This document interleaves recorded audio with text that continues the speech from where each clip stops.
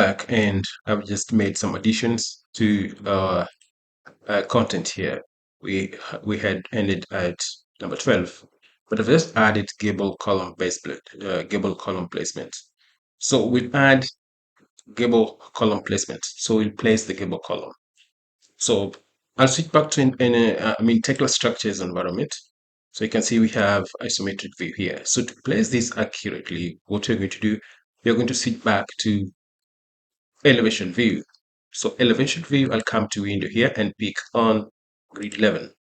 So under grid 11, I'm going to use these grid lines, 5 center to center, 5 meters center to center, to place these 4 columns. I'll place column 1, 2, 3 on the gable side. Now, these grid lines will help us as a guideline in placement of the gable columns. How do we get started? We come to applications and component here and just type PEB because you're going to use the PEB tool to create the Gable column. I'll click inside and scroll and pick on the PEB member. So I can just either invoke the command by clicking on it or double click and make some configuration, make some entries to define my column size. That is web and on flange, and maybe if I want to be specific on the plate grid. Now I'm going to double click here just to see the dialog box, and I have this PEB member dialog box, and I just need this one, D1, D0 and D1 all. It will be a straight column, not a tapered column. So if I come to parts here, flange will remain the same, flange will remain the same, web will be the same 8 millimeter.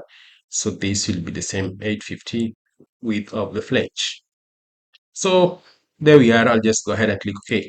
Maintain the specifications. Now I'll click on that. So if I zoom out like that, I have some guideline. If I mouse over this, you can see the mouse is snapping at some intersection here on this grid and that grid. Of course, we are going to just snap on that.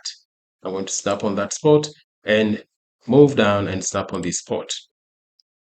And there we are. I have my column in place. But slightly this is not enough. What do we need? Not much. And I'll go here again and create another column. And I just snap on that spot and zoom out and snap right here. I have my column in place. So if I double click on this, I want the same orientation as it appears here.